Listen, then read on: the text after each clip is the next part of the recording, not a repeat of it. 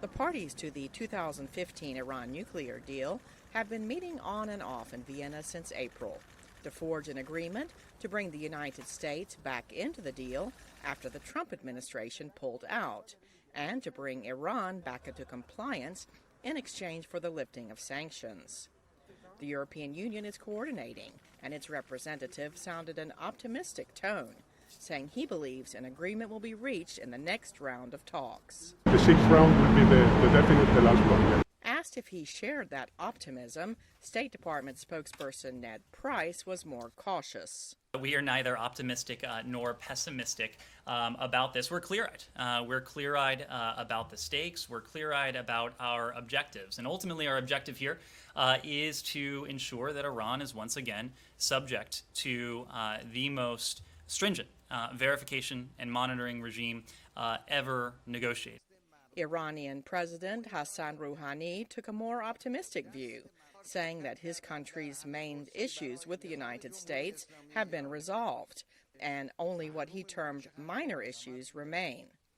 But Center for American Progress's Brian Katulis says that view may be more rosy than realistic. I think it may be a bit of happy talk to cover up the fact that there's a real distrust. I mean, they're trying at the talks to rebuild it.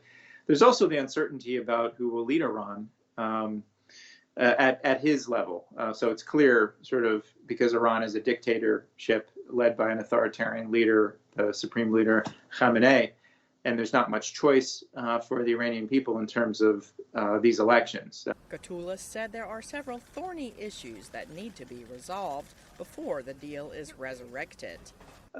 Another sticking point is that the Biden administration has used the phrase a longer, stronger deal, which I think that's a long-term goal, not the goal for these immediate talks right now.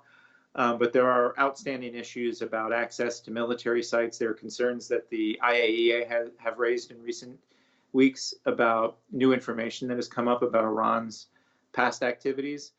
Aside from elections this month in Iran, experts point to efforts to form a new coalition government in Israel without long-term Prime Minister Benjamin Netanyahu at the helm as a possible factor in the talks.